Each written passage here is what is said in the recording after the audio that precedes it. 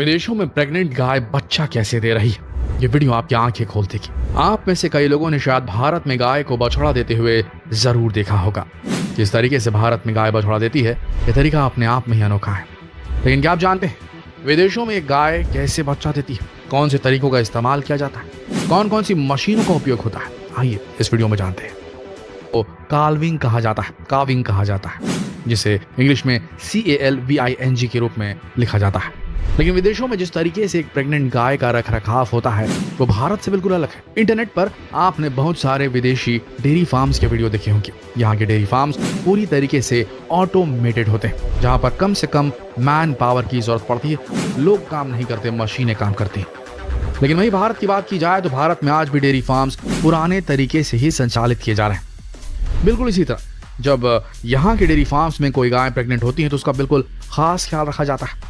सबसे पहले तो गाय को बाकी गायों से अलग कर दिया जाता है।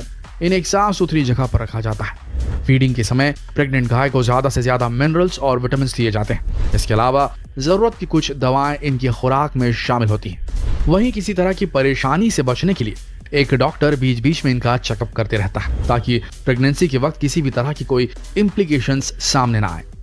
आप में से कई लोगों ने शायद गाय की डिलीवरी जरूर देखी होगी, लेकिन आपको बता दें कि विदेशों में जब गाय की डिलीवरी होती है तो डिलीवरी की जगह को अच्छी तरह से साफ रखा जाता है। वहीं आप एक बार जरा भारत के किसी डेयरी फार्म में झांक कर देखिएगा।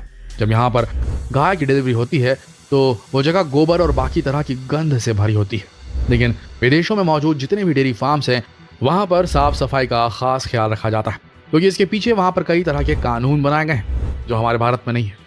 यहाँ तो गाय को दूहा और सड़क पर छोड़ दिया, फिर उस गाय से एक्सीडेंट हो जाए या खुद गाय को ही चोट लग जाए गाड़ियों से ट्रैफिक के बीच। वैसे एक नॉर्मल गाय की गर्भावस्था 9 महीने 10 दिन तक की होती है, लेकिन ये पूरी तरह से डिपेंड करता है कि गाय कौन सी प्रजाति की है। जब गाय का बच्चा पैदा होता है तो उसे काफ कहा जाता है, जो ज्यादा से ज्यादा 45 पाउंड का होता है। पैदा होने के बाद गाय का बच्चा करीब 1 घंटे तक अपने पैरों पर खड़ा नहीं हो पाता, लेकिन 1 घंटे बाद वो खुद ब खुद खड़े हो जाता है और माँ का दूध पीने लगता है। 9 महीने बाद जब डिलीवरी की बारी आती है तो सबसे पहले गाय के बच्चे के दोनों पैर और सर बाहर आने लगते हैं। पूरी डिलीवरी का वक्त 4 से 6 घंटे तक हो सकता है। जैसे ही गाय के बच्चे की छाती बाहर आती है तब जाकर वो सांस लेना शुरू करता है। कहा जाता है कि इस वक्त गाय को बिल्कुल अकेला छोड़ देना चाहिए, लेकिन अगर कोई परेशानी आती है तब आप बच्चे के दोनों पैर पकड़कर उसे बाहर खींच सकते हैं। कई बार ऐसा देखा गया है कि पैदा होने के बाद बच्चे की नाल, जिसे हम नेवल कॉर्ड कहते हैं, वो बच्चे के साथ जुड़ी रहती है, लेकिन कई बार ये अपने आप ही टूट जाती है। विदेशों में जब नेवल कॉर्ड बच्चे के साथ बाहर आता है तो उसे बड़ी ही सावधानी से सही औजारों का इस्तेमाल करके इसे बच्चे से अलग किया जाता है। बच्चा पैदा होने के बाद इन्हें 1-2 दिन तक माँ का दूध पीने दिया जाता है, लेकिन इसके बाद मिल्क डिस्पेंसर की मदद ली जाती है। आप अभी स्क्रीन में जिस मिल्क डिस्पेंसर को देख रहे हैं, इसमें एक बहुत बड़ा टैंक लगा हुआ है। इस टैंक में दूध को अच्छी तरह से भर दिया जाता है। इसके बाद दूसरे सिरे से इसमें निप्पल लगा दी जाती है। गाय के बछड़े को अब इसी डिस्पेंसर से दूध पीने की आदत डाली जाती है। इस निप्पल की मदद से होता यह है कि बछड़े को ऐसा लगता है कि वो अपनी माँ का दूध पी रहा है। लेकिन कई बार कुछ बछड़े इस आधुनिक मशीन से दूध नहीं पी पाते, तब इस समय उन्हें कुछ इस तरह से दूध पिलाया जाता है। विदेशों में आज के समय इस तरीके का खूब इस्तेमाल हो रहा है। ये एक बहुत ही साफ सुथरा और हाइजीनिक तरीका है। वहीं पैदा होने के बाद इन बछड़ों के कानों में एक टैग लगा दिया जाता है। आपने भी ऐसे बहुत सारे टैग जरूर देखे होंगे। इस टैग की सबसे बड़ी खासियत ये होती है कि इससे पता चलता है कि ये कौन से डेयरी फार्म के बछड़े।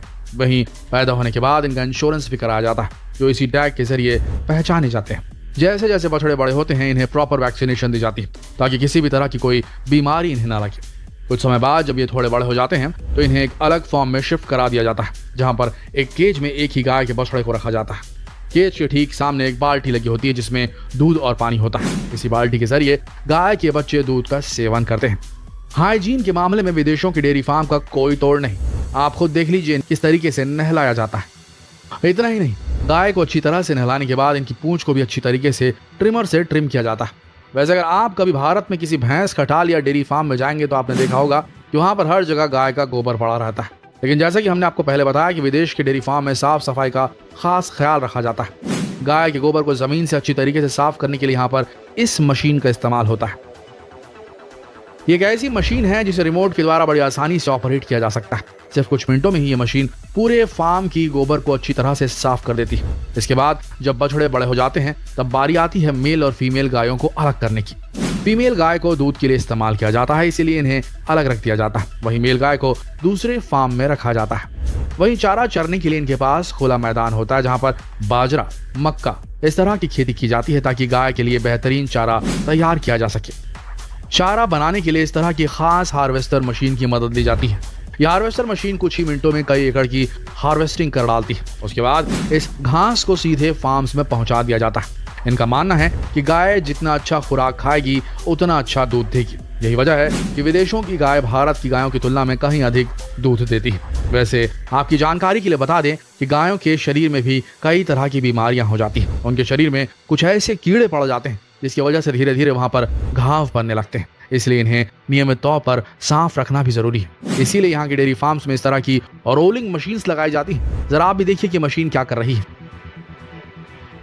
ये मशीन गाय के शरीर को अच्छी तरह से साफ करने का काम करती है। इस मशीन की वजह से गाय का शरीर पूरी तरीके से साफ हो जाता है। लेकिन दोस्तों, डेयरी फार्मिंग में कुछ ऐसे भी तरीके हैं जो काफी ज्यादा दर्दनाक भी हैं। आप खुद देख लीजिए हम किस तरीके की बात कर रहे हैं। आपने देखा किस तरीके से इसमें गाय के सींग काट दिए। पता है आपको ऐसा क्यों किया जाता है? ऐसा इसलिए किया जाता है ताकि गाय आक्रामक ना हो जाए। ऐसा माना जाता है कि अगर गाय के सींग ज्यादा लंबे होंगे तो वो ज्यादा गुस्सैल और आक्रामक हो जाएगी और इसके बाद वो फिर किसी को भी नुकसान पहुंचा सकती है। इसलिए जानबूझकर इनके सींगों को काट दिया जाता है। कई बार गाय भैंसों में तरह तरह की बीमारियां पाई जाती हैं। इस बीमारी को दूर करने के लिए इन्हें वक्त वक्त पर दवा की जरूरत पड़ती है, लेकिन इन्हें दवा खिलाना इतना आसान काम नहीं। इसलिए आसानी से दवा पिलाने के लिए इस मशीन की मदद दी जाती है।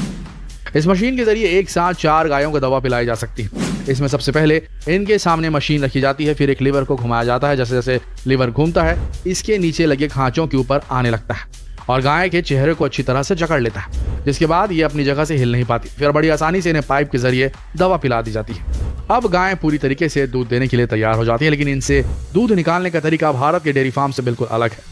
भारत में आपने देखा होगा कि दूध निकालने के लिए एक व्यक्ति बाल्टी लेकर गाय के थन के नीचे बैठ जाता है और धीरे धीरे दूध निकालने लगता है।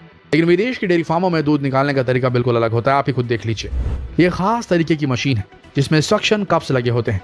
इस कप को सीधे गाय के थन में लगा दिया जाता है, जिसके बाद ये सक्शन कप थन से दूध खींचना शुरू कर देते हैं। इस कप में एक पाइप जुड़ा हुआ होता है जो सीधा एक टैंक में जाकर मिलता है। एक साथ यहाँ पर 10 से 12 गायों के दूध को निकाला जा सकता है। इसके बाद सारा का सारा दूध पाइप से होकर टैंक में जमा हो जाता है। इस टेक्निक का इस्तेमाल करके ये लोग कुछ ही घंटों में फार्म की सारी गायों का दूध एक बार में निकाल लेते हैं।